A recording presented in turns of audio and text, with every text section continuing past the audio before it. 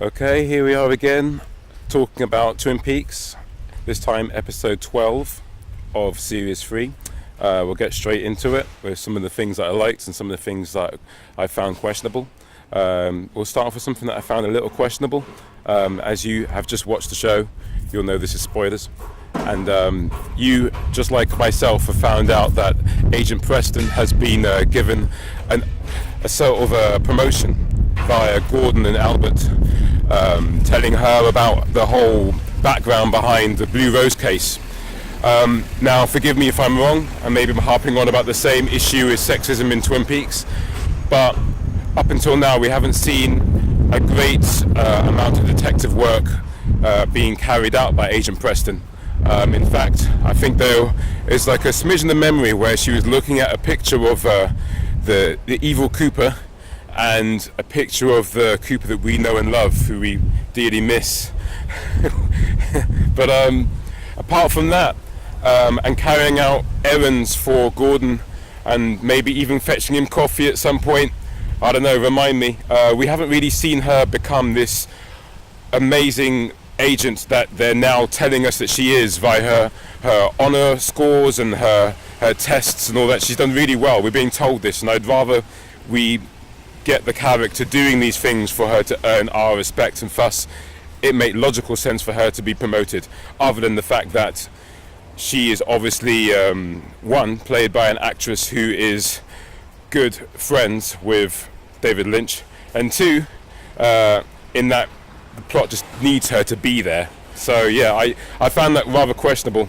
I like how they're bringing Diane in as someone who has had history with Dale Cooper and has a good idea about the way the Bureau works, seeing as she was an agent, so to speak. So I like the fact that they promoted her. That makes sense. But yeah, those are the things I have a bit of a problem with regarding the latest episode. What else do we have?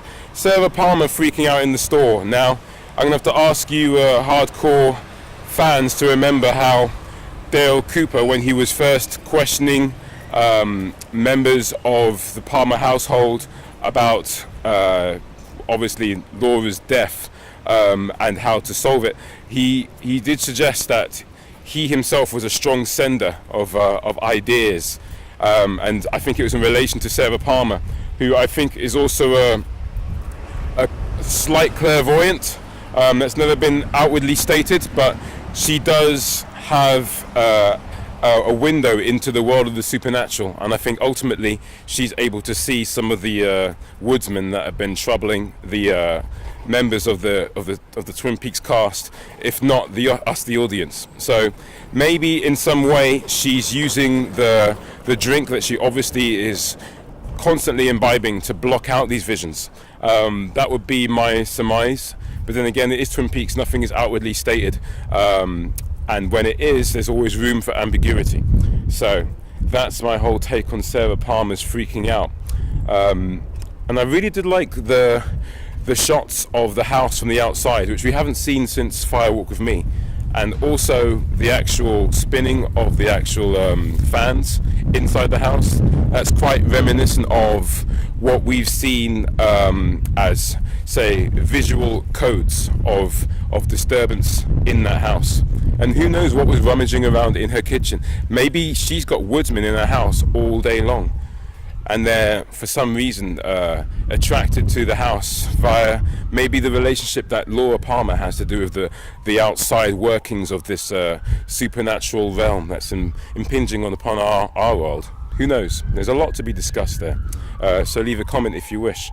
The warden being assassinated, the warden of the prison, kind of got me thinking as to how Dale Cooper, the evil Dale Cooper, has got these new underlings under his control. Is he paying them that much amount of money to get them to do stuff? Is there some kind of bribery? I think they're doing it quite willingly. I just wanted to know more about their relationship and not just see them as bad guys. But then again, maybe I don't need to. You know what I mean? It's maybe not really relevant to the overall plot. Just sort of a little bit of a quibble there. So what else we got? Audrey returning.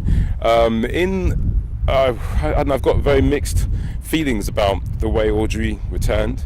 I don't mean to be all negative about the show, just I find that the things that I like about it aren't jumping out as much as the things that I don't like about it in this episode, even though it does feel very much like the Twin Peaks that I used to know, and the new elements of it, such as the broadening of the mythology is interesting. I think it just basically puts me in a position where I'm questioning things a lot more because it wants me to know that there's a sense to it, whereas before there was a sense to it that didn't seem to want to appease the audience.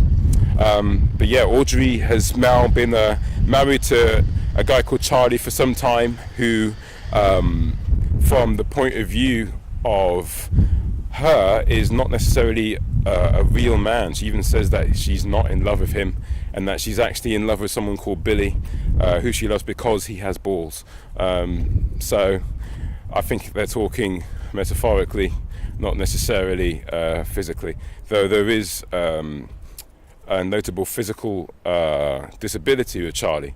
I'm not sure how that's going to play into how we see Audrey as a person, simply because from what we saw of her in Twin Peaks season 1 and 2, the kind of men that she was attracted to were very alpha, physically able, and nothing like Charlie. So did she get married to him for some other reason? Was she in some way doing him a favor? Did he do her such a great favor where maybe she was so down on her luck that he kind of swooped in and saved her, which I kind of hope isn't the case, because we don't really need another damsel of distress in the show, let alone for it to be Audrey, who has already done her stint of being that character, and in being that distress through Dale Cooper, she obviously found like a certain strength and was able to like be an independent character and not really need a man in that way. So who knows where the show's going. I'm very curious to know what you guys think.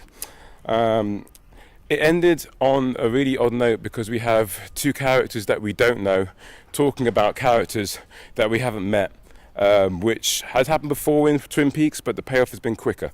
The guy who comes in and sits with the two ladies in the bar, the Bang Bang Bar as it's called, the Roadhouse, when he sits there, he's telling them that he was run off the road by someone, and I think because of the transition between the last scene and this, i.e. we saw overhead a bird's eye view of like the Twin Peaks woods, maybe whoever was like basically running off the road was heading to the coordinates that Diane sent.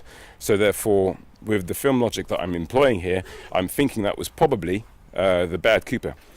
So there's a little bit of guesswork to be done there, but if it is him, then I'm going to feel good about watching it and deducting it for myself, because I think there's a logic that Lynch wants us to employ when watching the show, which you wouldn't necessarily be able to employ if you hadn't watched much of the show before. So that's how much Twin Peaks has infected the minds of those who watch it. We actually have to change the way we see TV in order to get a certain amount of satisfaction out of it that we would have done if it was delivered conventionally. Okay, so that's a lot to take in. I think that's all we've got time for now. I'm actually in the middle of moving house. I did promise last episode to show you a teepee. I will get some kind of imagery of it on the channel. It does exist. It's been a long day. If you want to check out some music videos that I've directed, because that's what I do, then look at the description box and you should find some by some really cool bands. Yeah, they're all good, if I may say so. Great music. Cool. Bye-bye for now.